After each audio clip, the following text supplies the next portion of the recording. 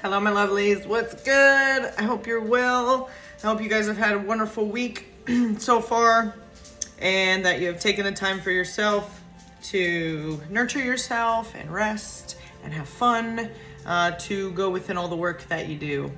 Make sure you're celebrating and taking time to rest also. Now, I wanted to talk a little bit today about in the manifesting process, sometimes you're not supposed to know how, okay? So when I know there's times in the past where I have, like a bunch of us, have prayed or asked for help or a sign or anything. You're just in such a shitty place that you feel like you're stuck and there's no answers and no way out and all of that, right? And when you ask for help or ask for whatever it is and it doesn't come and you hear crickets and you hear silence, guys, I've realized and I've come to know and find out, and now it makes things much easier for me, that sometimes you're not supposed to know how, okay? Because the other pieces haven't fallen into place yet, all right? I'm going to give you an example. A long time ago, I lived in Arizona, and I knew that I wanted to move back to Florida, okay? South Florida. I had lived here before and I missed living here, and I just wanted to get back by the ocean, and I knew it was time and I was ready to go, right? Well, the decision was made and I put that out into the universe, but it wasn't exactly the right time yet, okay? I had put it out there. Okay, what do I have to figure out? What do I have to look up? Blah, blah, blah, right?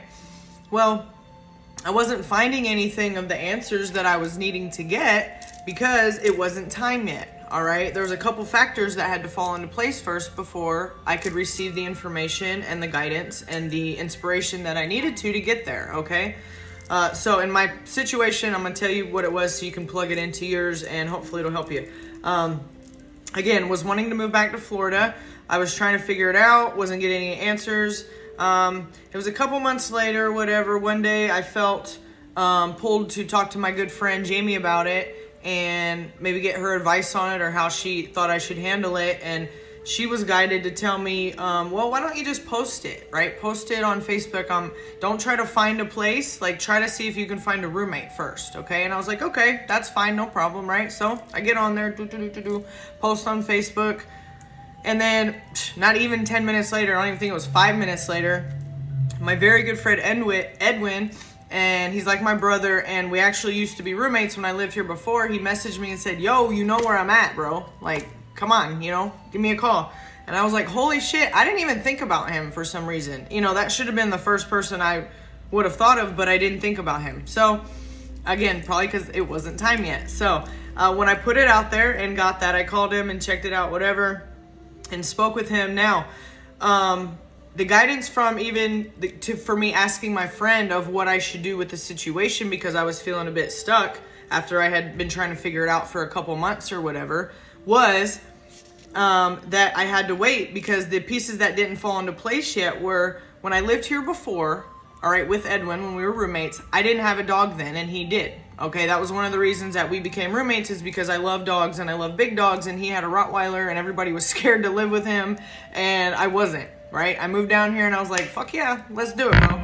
So, fast forward to a few years later, again, when I wanted to move back, the pieces, rest in peace, but Taz, that was his Rottweiler's name, he passed away, okay? And if that time of his span of his life or whatever had to commence and everything had to, again, fall into place for me to be able to move back, because now I have a dog, right? At the time, I still have Bubby, obviously, but I had Bub at the time when I was moving back here, and he doesn't get, he's not very social with other animals, so he has to be the only animal, and all that had transpired, you know what I'm saying? I didn't obviously wish for anything to happen to Taz, but just in life, in the natural flow of life, that's what had to happen for the rest of this manifestation to come through, right?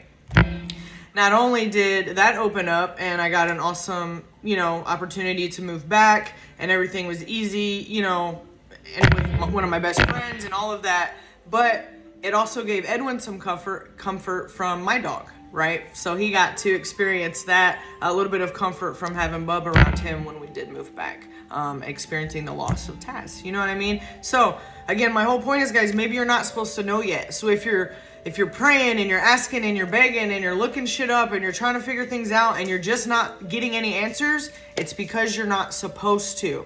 All right, let it go and focus on something else for now. And I promise you, when you get that little urge to get a hold of somebody about it or look up something about it, that's when shit will start to fall into place, and you'll see the little steps that had to be taken for it to happen, and for everything to be ready for the divine timing of it, right? I hope that helped. Have a wonderful day.